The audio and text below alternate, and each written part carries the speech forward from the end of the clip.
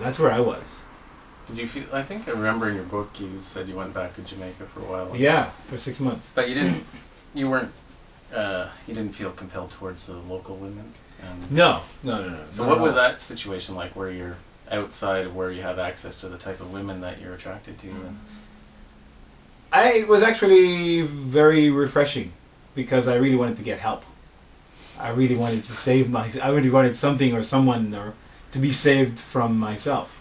I knew I was going down like a destructive path, and being in Jamaica, I just was like masturbating to my pictures on my cell phones and my videos, and I didn't get involved with anybody for 6 months. One of my girlfriends at the time, she visited me for a month, and that was the only time I had sex in Jamaica for 6 months. And when I came back to Japan, it didn't completely disappear, but it subsided tremendously, long enough for me to be able to write a book. Mm-hmm. And it's after my reintroduction to Japan that I started writing the book. Oh yeah. It's after the getting over the addiction that I started writing the book. So what's it like now for you? Dude, it's good. I'm ready to get married. And like, how in terms of your attraction to Asian women, Japanese women? It's still there. Yeah. It's still there. It's still there every day. But now it's controllable. Yeah. Now I can do something else. So you describe it in the language of control, like you have to. It's something that has to be. Because I interviewed someone else who, he's in a relationship and he's aiming for monogamy, and but that's impossible though. But he says if he opens it up at all, right? It's he'll a floodgate. be a wild man, right? Right. Yeah, and he was busy before, like all over the place and right. so on, but and he's holding tight right now, but I'm curious. I'm not aiming for monogamy, but fortunately or unfortunately, I don't have any. Like, I think when I get back to America, I won't have any incentive to do anything. I mean, if I do, it's not like she's going, you can't do that. She's actually quite lenient, and that's one of the reasons why I wouldn't want to. It's psychological reactions theory. She's not telling me that I can't. Mm-hmm. She's saying, if you do it safely, and don't bring home any like babies from outside, blah blah, and diseases. So she's not saying that you can't do it. She's not saying dame. Yes. She's saying use your discretion, and because of the fact that she's not banning me from doing this, I really don't have any incentive to do it anyway. So now I'm done. I've gotten it out of my system. I don't have to. I can see it, and it doesn't translate to an erection anymore, like an instant erection anymore. It's like I can appreciate it intellectually and go, yeah, she's nice, she's a babe. Yeah, but I have more.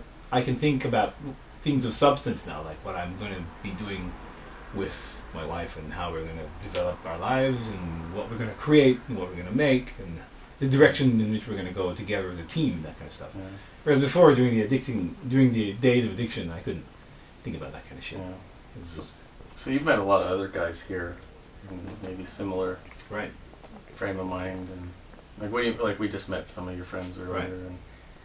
And what have you made? What are your thoughts about the types of the guys you met here and they're all addicts. Yeah. I think some of us can leave and some of us can't. That's why I'm leaving, because I can't leave. Mm-hmm. It's not fun anymore. And I never thought that I would get to the point where I experience this. It's not. I don't get this high anymore. You think it was just like volume and repetition finally got you through? Yeah. That's exactly what it is. It's just. That's exactly. I like that approach better than total denial. Yeah, really. Because if you try to deny it, that's ineffective. It's just going to come around and bite you in the ass. Yeah. But if you do it and you get it out, and I use this analogy in my book about my mom giving me condensed milk when I was a kid. Yeah. And I loved sweetened condensed milk, and my mom just gave me a can of it one day, and I drank just until I got sick. Yeah. And I hate sweetened condensed milk now. And it's the same thing. It's just I overdosed. I OD'd. It was crazy. And then it just got like, God, I'd much rather be on the internet. It's like my wife or something. Yeah. Like, please, get the fuck out of here. So what about the other guys that you meet? What do they say about their attraction towards Japanese women or Asian women? I think the dynamics are different between black men and white men. I think a lot of white men in Japan are attracted to that demure, kawaii, helpless, pusillanimous, weak, no confidence personality that is the archetype of Japanese women. And I actually have a neighbor who said to me, when I explained to him what I want to do with my wife and what I made her do, he was like, Stefan, but that's crazy.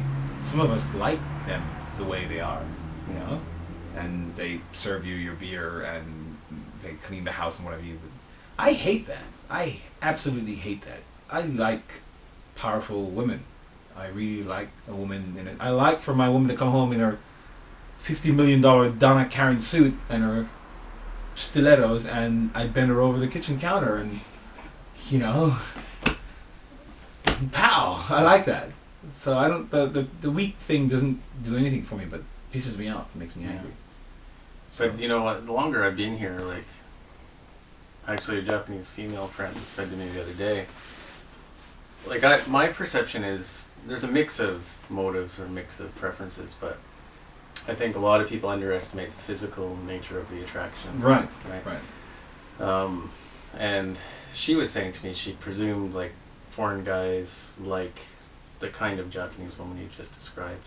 Western feminists and Western journalists like to say, yeah, guys want that, but it's a myth, right? It doesn't exist, but it does actually. Quite prevalent. It is very prevalent. But I've found a lot of guys, or maybe I'm speaking for myself, but they're actually, that's an obstacle to their attraction, right? Like physically they're attracted, but that kind of behavior is not what they want. Like I met one guy who said, yeah, I like a woman who's not smarter than me, but I've met other guys who say like, but I'm not interested in these women who just want to be a housewife, but they're really into the physical attraction. Right. And that's something that, for me, is the definitive characteristic, right? Like, I like someone I'm physically attracted to, and it's the Asian type that attracts me. Right. That's the initial, you have to be initially physically attracted. And so no matter what her personality is like, or whatever, if she's strong or weak, whatever, that's the physical type that I'm attracted to too, also. So what precisely is it that you like? I really like upward slanted eyes.